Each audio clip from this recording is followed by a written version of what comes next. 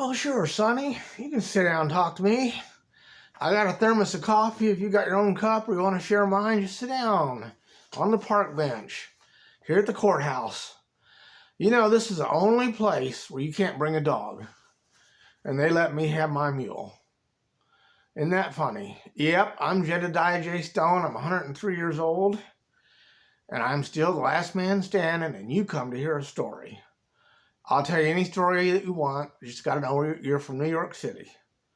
All right, so what's the story? So, wait a minute. This sounds like a lie. You're going to have to convince me of this.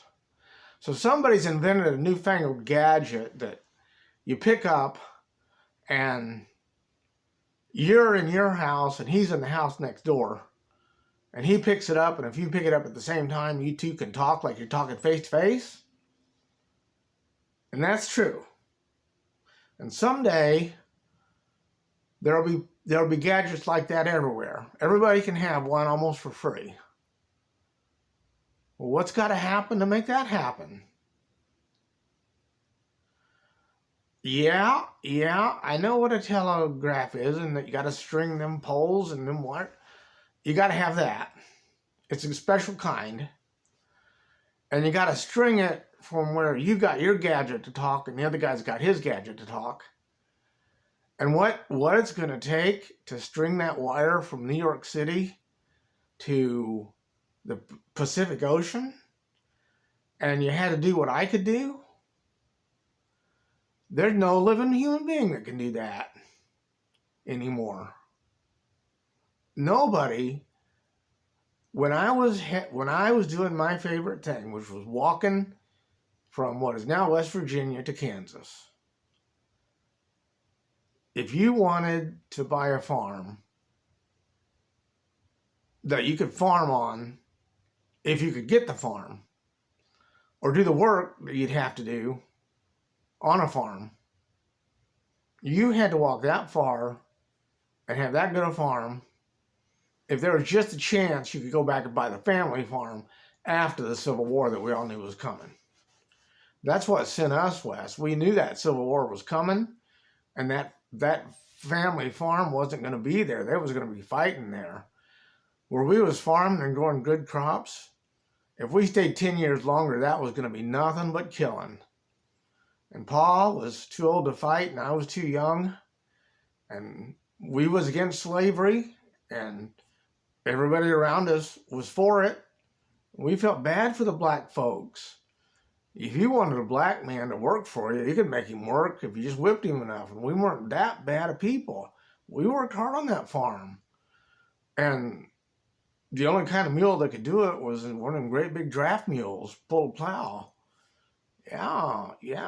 The only reason to have a mule like that out here this late is just to put him in a parade. But that's the kind of mule that could just barely get the job done to get us from what is now West Virginia to Kansas. And all I wanted was to save the family farm along with Ma and Pa. And I would do anything it took. That was the most important thing in the world to me, was to save that family farm. But we couldn't do it until after the Civil War. And whatever it was worth when that war was over, no matter how bad a shape it was in, if we had the money, we were going to buy it. And that's all. That's all we wanted. That's all we were walking west for. So that we could farm, so that the war was over, we could go right back to farming. And I knew that I was doing the thing I wanted most, and I'd do it for free. I'd do it till I died. If Ma and Pa hadn't bought that farm before they died, I'm 103 years old. I'd still be trying to buy that farm. And I'd be doing my favorite thing. And my favorite thing is walking and talking to the person I love the most. If I ain't walking alone, thinking things over. And when I'm ready to stop walking, I want to sit down and do what it takes to get ready for bed and tell another story and just fall asleep. And wake up in the morning and work on that farm. And in my free time, I would walk. And when nobody was walking with me, and I didn't want to walk no more, I just want to sit down and think about the old days. Well, a man that can string a wire on that many poles and get it from New York to where you can see the Pacific Ocean, he'd have to walk with everything he needed to do it. He'd have to carry the wire you got to string. He'd have to carry every pole. No man alive can do that on foot. No single man can do that. By the time there's that many they're called telephones, these things, and you got to have a telephone wire. By the time there's that much telephone wire and poles to hold them from New York to the Pacific Ocean, that thing that you're talking on, everybody's going to have one. And if you don't have one in your home, you don't want one in your home because it's a bother. You're going to have a hard time finding somebody that ain't got one of those things. Just a minute. You sure you don't want coffee? Okay. How young? You're 20 years old and you're a journalist. You know what's funny? That's what I am too. After I went all the way to Missouri to get that mule and trade the most expensive horse to get the cheapest mule and come back here, I thought I was going to be on the brink of starvation for the rest of my life. I thought I was going to eat once a day. But that's how much it meant to me to be happy. And that didn't happen at all. As soon as I got back with that mule and told that story, the newspapers started coming to do interviews, and they paid me for the interviews. And I know you're going to give me some money for this. You don't have to, but I'll take it. Because I guess that's my job now, is to tell stories. And all right, I'll take the money. All right, it's in my pocket. We ain't even going to talk about the money. I'll count it when I get home. Yep, that's what it would take. Why does a man love to walk? Why does a man love to walk? You're 20 years old, and I'm 103, and I've been talking all my life, wondering if there'd ever be a question I couldn't answer. And the hardest one was, why do people choose evil over good? And God, I was 86. That's why I went to get that mule. I was 86 before I could sit down and say, an evil man does what he does just because it's fun. And he don't care if he goes to hell. He'll burn in hell for the rest of his life, to do his favorite thing till somebody stops him. And there's evil men whose favorite thing is killing. There's people so evil they will kill you for fun. And the only thing that would stop them is getting caught. An evil man will kill as many people as he can as long as he can get away. And them kind of people are called serial killers, and they try to hide the body so nobody finds it. But if you don't care if you got caught, if you were just going to do it till somebody badder than you would kill you, you'd start one hell of a war. I have never, the only war I heard of that bad was the Civil War. And that was a hell of a lot of bloodshed and killing and mayhem and murder. And Lee's army didn't surrender till it was surrounded. And they still hate the black folks in the South. And they make life as hard on them as they can. And life ain't easy for a black person nowhere in this country. Even in the states that fought to free them, it's hard to be black. People wonder why I get along so well with the black folks I run into here, and I spend the most time talking to them. They're the ones that didn't come here. They're the ones who was totally innocent. They come here as slaves. It was a crime to bring them here and make them work at it. And when they wrote the Constitution, that's when slavery should have ended. They'd say, listen, if you still got to have slaves, you ain't part of this union. You're going to be a foreign country, and we're just going to have to get along. If you got to have slavery, that's the one thing. We did not fight that king in England to be free so that there could still be, but they didn't do that. They said, we'll still have slavery in this country, but we're just going to try to make it so it's in certain places, and that man that's working for you, he don't get a vote. But you vote for him, and he ain't a whole man. And that's how bad slavery was. And that war was coming over slavery. And black folks are still suffering. If you want to make a man a slave, if you're that evil, that's going to happen. There's going to be a war. If somebody don't agree to stop because it's right, you're going to kill a lot of people just to make it so you stop calling them slaves. And people was willing to do that to get, and those slaves, their job was to work on a farm. So the only way you're going to string all that wire and all them poles from New York to the Pacific is you're going to have a lot of slaves, or you're going to pay a lot of people to do a lot of hard work, harder work than a slave would ever do. And you're going to pay them whatever price they ask. If you want that done, you got to pay whoever will do it, whatever they want. But if you was doing it for fun, if you want to be a slave for fun, and you want to work that hard for fun and you was alone, them poles and them cables and all that wire and them gadgets, that wouldn't happen in this century or the next century or the next. By the time that happened, there'd be so many people in the world waiting for that telephone that there'd have been riots if they didn't have it. They'd had to say, you can't let one guy do it, we need it too bad. That's how bad people want things in this country. And all you got to do is decide which one's good and which one's evil. And the ones that are willing to work that hard for it without hurting anybody on purpose or making nobody a slave, if you can work that hard and you're in the right time in the right place. And by the time Ma and Pa had the money and more and treasures like them buffalo robes, well, Mom and Dad still had them things when they died, and they wheeled them to the museum, and they're in a big museum.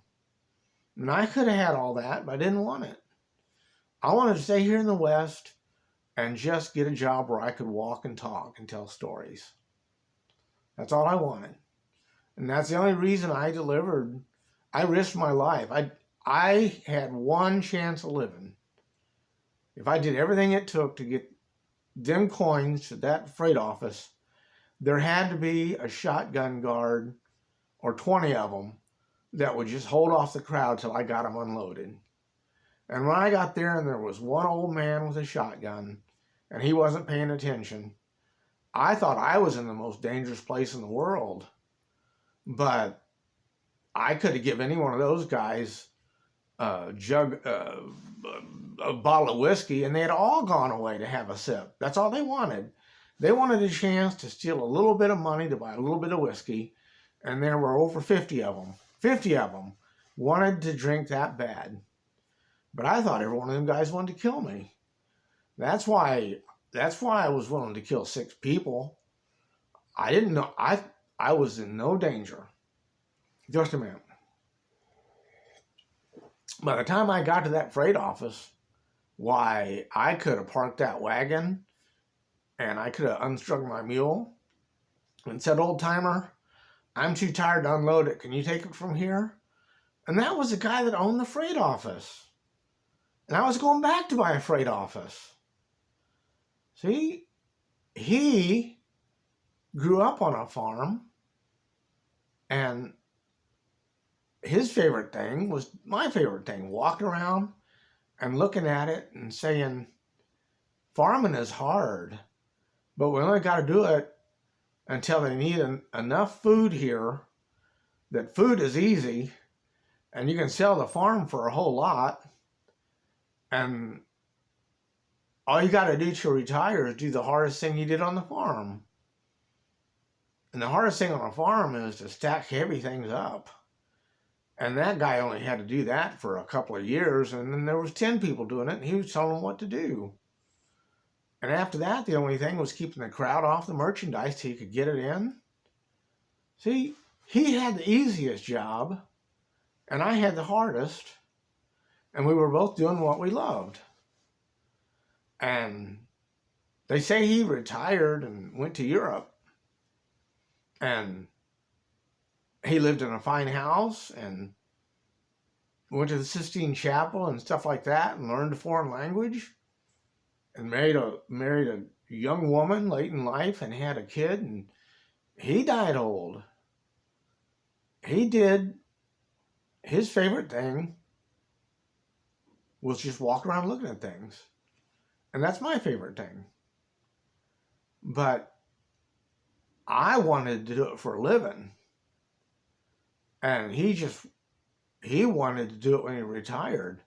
So he worked that hard so he could retire at 50. And I worked that hard so that I could keep working when I was 30. Just a minute. You know what's the most amazing thing in my life, Sonny? That mule is a good old mule, and I don't have a halter on her anymore. She loved me so much that she won't hardly let me out of her sight. She'll follow me everywhere I go because she loves me. And I thought she'd outlive me, and she ain't. She's old, and I'm still sitting here telling these stories. And I'm making more money than I ever did just telling stories. I'm amazed how much money's in my pocket for what we're doing here. And I'm just going to put it in the bank. I don't think I'll count it. I'm just going to trust them. It's so easy when you've done what you love all your life and you're old enough and all you want to do is talk about it. They'll pay you to do it. When they say last man standing, it ain't a cowboy. It's whatever it took to do the hardest thing to get what you wanted. And the hardest thing when people needed something and it was a long ways off was to get it to them. And that was my favorite thing. Why, when I got to Kansas, we had that draft mule and we had the farm implements that you could put in a wagon. And we had a lot of money for this part of the country. What you paid to buy a farm in what is now West Virginia. We bought a lot of land in Kansas. And the hard work was making stuff grow, clearing the land. And if you could have food anywhere that close to where the killing was going on with the Native American folk, and if somebody was in Colorado and they needed food, they'd pay so much for it that it would pay to drive to Kansas with a wagon and get as much food as you could and get it to Colorado. And there was nothing hard about my favorite thing. And the guy that retired, he did everything that was hard. And he quit at 50, and I'm still doing what I'm doing at 103. Sonny, you want your money back? Maybe you got, yeah, I'll listen to your stories all day, Sonny. I'll listen to your, and I'll pay you. Nope, you won't take my money. The only reason I'm going to have to get up and not talk for a second is if that old mule has to stand up and relieve herself. And I got a shovel and I got a bucket to take care of that. And people think that's ridiculous because anybody would clean up Jedadiah Stone's mule droppings. And they told me so. But ain't nobody going to clean up her droppings but me, and there ain't going to be no trace of it. Yeah, all right, so we're ready to talk. So now we're going to talk about what it would take to get to the moon. We'll talk about that. You go first.